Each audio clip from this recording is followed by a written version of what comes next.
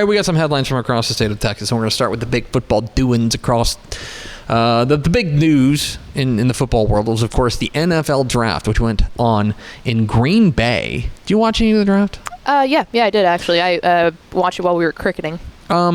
This is just an aside, and this is probably my biggest old man take. Well, one of them. You guys know that like the NFL draft is just like, it could just be a conference call. But people love spectacles. People love spectacles. I was going to say, you're going against what we say on this show, which is people love spectacles. You're absolutely right. You're not wrong. I'm just going to call your bluff real fast. Just saying, as somebody who covered the Major League Baseball draft, by which I mean I dialed into a conference call and listened to Tommy Lasorda read out prospect ID 14897. I bet you Little Tepper thought that was cool, though. Anyway, the NFL draft was this weekend, and Texas high school football was all over it. In fact, Texas high school football opened the NFL draft, pick number 1, and it closed the NFL draft with pick number 237. We had number 1 overall and Mr. Irrelevant, with Cam Ward from West Columbia going number 1 overall, and then number 237, Kobe Minor from Lake Dallas, alma mater of one Vianney Moreno. Go Falcons. And in between there were 35 other Texas high school football products who were drafted in the 2025 NFL draft. 37 total out of 237. Okay? I'm sorry, 257. 257. To put that in perspective, that is a full round of the NFL draft. That's insane. A full round of the NFL draft, including compensatory picks and stuff like that, if you take 257 divided by 7. A full round of the NFL draft was Texas high school football products. And I'll go even further. This was brought up by Mike Craven earlier this week. I think he mentioned on Twitter. Of the top 100 picks, okay, 19 of them were Texas high school football products. So it's not just quantity. I think people are going to look at that and just say, oh, well, yeah, of course, Texas. There's just a ton of players. And that is true. But also, 19 of the top 100 were from Texas. That's just total domination. That should tell the whole stinking story about, quite frankly, who run it. Anyway, congratulations to everybody who got drafted. There were also some guys who didn't get drafted. I was really rooting for Jalen Conyers to get drafted out of Groover. He ended up signing, I think, with the Dolphins as a UDFA. What was very interesting, we didn't have any non-FBS, or rather, any Division II players get drafted this year from Texas, which was interesting. Although we're now getting people who are getting signed from places like Stephen F. Austin, etc. So. Keep an eye on where these guys are going. Of course, the big story I think this weekend that everybody was tracking was the Shedeur Sanders saga. And it's very popular to have a hot take on Shedeur Sanders. Here's my hot take, is that I think it's a combination of everything. I think that NFL folks probably looked at his tape and said, like, I think he's good, but he's not great. And then also, if you're good, but you're not great, and then you add in the circus that's going to come with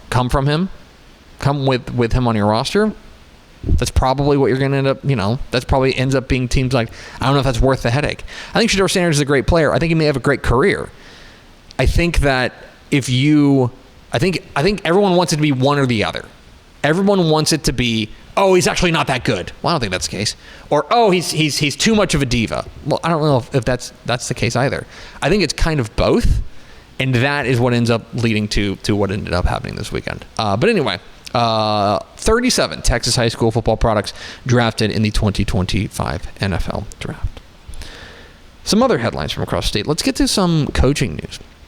A big coaching change. This came down last week. And actually, we had a lead on it. And somebody who will not be named who works here, knew this was happening and failed to inform us. Not going to name names, but it rhymes with Timmy. Mm-hmm. Shame. Wimberley head coach Doug Warren has retired. Wimberley head coach had a 36-year career in coaching. The last 12 spent as the head coach at Wimberley. He retires with a record of 119-47, including a pair of state championship appearances in 2019 and 2022. I have said this on other podcasts, and I may have even said it on this podcast, but I'll say it here as well. I think Doug Warren is one of the most underrated coaches in Texas high school football. It has to be.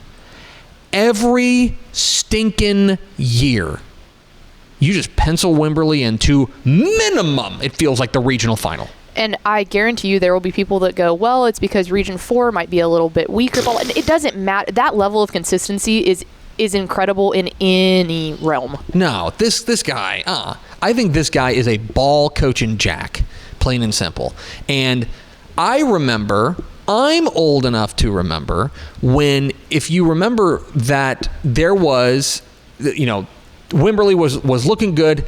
They had a young quarterback who ends up transferring to China Spring, right? And we're like, well, there goes the Wimberley problem. Wimberley's going to take a step back.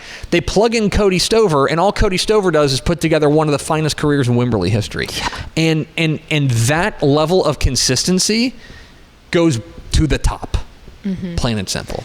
Doug Warren is one of those guys that I think we cannot overstate how good of a coach he is. And it's funny because everyone knows I grew up in Llano. Wimberley was never in our district because they were larger than us, but we would play them in almost every sport on a non-district basis. And the level of consistency within the entire athletic department was always really, really good that I feel like football only people might not understand. But when I went to cover Wimberley for the first time post Llano graduation, I was like, oh great, I got to go down here and all that stuff. Doug Warren completely changed my outlook on them. He was one of the absolute nicest, kindest, and he's kind of got a little bit of a rough exterior look to him, but the moment you talk to him, he wanted nothing more than to promote his kids. He wanted nothing more than to let people know how great Wimberley, Texas was. Doug Warren is a really, really good human being. Great coach. I was sad to hear that he was retired. Happy for him. Sad to hear it. Great coach. Great dude. And by the way, Matt Stepp talked to him for an article on TexasFootball.com, and I just want to read the final quote here. Quote, "Maybe I'll jump on Texan Live and broadcast some games if Ashley Pickle will let me." Coach Warren, you have absolutely, anytime you want to grab a headset and call a Wimberley Texans game. I know our guy Jared would love that down there, so I would love to have Coach Warren on. You're making deals. Congratulations to Doug Warren on his retirement. Elsewhere, go to the Houston area, where Cy Park has made a hire, their second ever head coach. Greg Rogers stepped down, and they have gone and hired Clear Lake head coach Donald Lawrence to be their next head coach. He is no stranger to Cy-Fair ISD. He's coached at Langham Creek, where he was an offensive coordinator. He was also he had three separate coaching stints at Langham Creek. He's also been at Brownsville, Porter, College Station, bounced around. He has been the head football coach at Clear Lake since 2023. Now moving over to take over Cy Park. Those Cy-Fair ISD schools are always kind of hard to get a read on. I think we really take for granted programs like Cy-Fair, which are so steady and consistent. The rest of Cy-Fair ISD can be a little bit up and down. If you remember, Cy Park, back in their infancy, had a couple of legit FBS dudes who kind of elevated them and made them, really, really strong. They have since moved on, and I think they were kind of in a talent trough the past couple of seasons. For a guy like Don Lawrence to come in who understands how to deal with not only Cy-Fair ISD, but also now he has 2 years of head coaching experience in a multiple school ISD, I think that is going to be really beneficial to him and for Cy Park. So Cy Park has a new head coach in Donald Lawrence, and Clear Lake will be looking for a new head coach. Elsewhere, Waco University has made a hire, and it is they have promoted their defensive coordinator, Charles Foster. Charles Foster has been the interim since mid-March when Caron Johnson left to go join the staff at Baylor. they are going from a guy who left to go to Baylor to a guy who was who played at the University of Houston. This was a guy who played collegiately at University of Houston. He's a Cameron Yo guy, so he's a Central Texas guy. Now getting an opportunity to run there at Waco University, as Waco U has promoted their defensive coordinator, Charles Foster. Elsewhere, and I actually, believe it or not, I got to do a little bit of writing, a little bit of breaking news on TexasFootball.com. I could have scooped you on this. Me? At Fort Stockton? Yeah, I got the email. Oh, okay. I got the press Fort release. Stockton. Which I don't know how I was included on that, but I got it. But did you make the connection is my question, okay? Because Fort Stockton, I did not. Here's what happened. Is we get an email, press release from Fort Stockton ISD that they have hired TJ Howell to be their next head coach. And, of course, he goes in and he replaces Jeremy Hickman. Jeremy Hickman, who left his alma mater to go back and be the head coach there at Cy Woods in the Houston area. Okay. TJ Howell, my spidey senses start going off. I'm like, DJ Howell? There are two DJ Howells? Sure enough, there ain't. DJ Howell is probably best known for taking Miami, the six-man team, to their best year in program history, essentially, back in 2023. Took them to a 12-1 record. He was the Amarillo Globe News six-man coach of the year. So 2023, after that, doing fantastic things with Miami, he leaves and goes to Sterling City. Sterling City for 2024, if you may remember, they are making that transition from 6-man to 11-man, right? So he's kind of going and making that transition in the small schools. Now he will get an opportunity to go and be the head coach there at a 4A program in Fort Stockton. He has plenty of experience in the 11-man ranks. He is from Oklahoma, I believe, originally, but he's got plenty of experience there at Meeker. He was assistant at Tulsa Edison and Broken Arrow, which in the world of Texas high school football that I swim in, you know about a couple of the biggest schools in other states, right? Bishop Gorman, I think, in Nevada and things like that. Edison and Broken Arrow are among those teams in Oklahoma that you know about, and so he's got plenty of 11-man chops as well. He will now be the head coach there at Fort Stockton, where, again, can't stress this enough, they are the Panthers and not the Roadrunners, and that is not correct. Okay. Elsewhere, on TexasFootball.com, we had some news that the UIL is instituting a couple of rule changes. Specifically, they will allow for limited use of play calling wearable tech. And so let me back up on this. The UIL and Texas high school football within the UIL uses the NCAA rule book as their baseline. That is not the norm across high school football across the nation. A lot of states use the NFHS, National Federation of High Schools rule book, which is different than the NCAA. But the UIL uses the NCAA rule book as a baseline. They also make exceptions to those NCAA rules. They don't just say, "Oh, the NCAA made that rule, so we're just going to take it." For example, last year, you may remember that the NCAA put in a rule that allowed for coach-to-player communication through the headset, that you get the green dot, right? If you didn't know this, if you're watching football and you see a player with a green dot on the back of his head, that means he's got a radio in his helmet that he can hear the play call from his coach. UIL said, okay, well, we're not going to take that. We're not going to do the radio thing. So for 2024, there's no play calling technology allowed.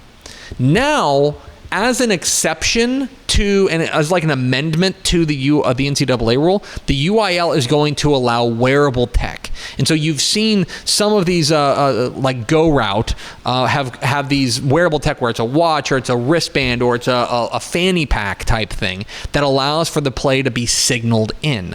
Coach-to-player communication will be allowed through one-way wearable technologies. Now, I think that one thing that's very interesting here, so it's not there's no radio communication. It's going to be on the wearable tech. What is very interesting, though, is that there is still a UIL rule against technology on the sideline. So you can't have the iPad on the sideline. You can't have those types of things on the sideline. They have to be in the coach's booth. So the play will have to be signaled in. If you're going to use the wearable tech, it will have to be signaled in from the coach's booth. It cannot be signaled in from the sideline. That is one thing the UIL made very clear in this thing. So that's a relatively new change, relatively big deal. They will allow it to communicate in-game calls. So keep an eye on that. The other thing that they allowed is they are allowing the Guardian cap. If you've seen players in the NFL and in college football who wear like the extra layer of kind of padding on their helmet, the UIL is going to allow that in 2025. The only rule there is I think they have to get a waiver because it is technically like a uniform change. Yeah. As well as it has to be the same color, base color as the helmet that you're wearing. So, which that makes sense. If your team is wearing white helmets, you can't have a black Guardian cap. So that's the big headline there. Those are two rule changes coming to Texas high school football in 2025. Finally, a moment to honor a Texas high school football legend, a Texas college football legend. Steve McMichael has died. Steve McMichael died this week. He was 67 years old. He'd been very famously battling ALS, Lou Gehrig's disease, for the past few years. He recently got inducted into the Pro Football Hall of Fame. He is a product of Freer. He's a Freer Buckaroo. He also went on to the University of Texas, where he was on the cover of Dave Campbell's Texas Football back in 1979. He was on the cover of Dave Campbell's Texas Football. Mongo McMichael, he was known as an absolute. He was also known as having one of the very best personalities in the game, aside from being just a hulking, menacing defensive lineman who was a big part of the Chicago Bears 1985 Super Bowl team. Was also known for having just a big personality. He was in the movie Blazing Saddles. He was nicknamed Mongo after the hulking cowboy who knocks out the horse in Blazing Saddle. He also went on to, and this is something exclusively for me, he went on to a wrestling career. He was in he went on to a wrestling career in WCW as a wrestler and then as a commentator. He was also on he played 6 varsity sports at Freer, including hitting .450 for the baseball team. Good Lord. So just an absolute star in every way, and a Pro Football Hall of Famer now. But Steve Mongo McMichael passed away this week at the age of 67. So there are some headlines from across the state of Texas.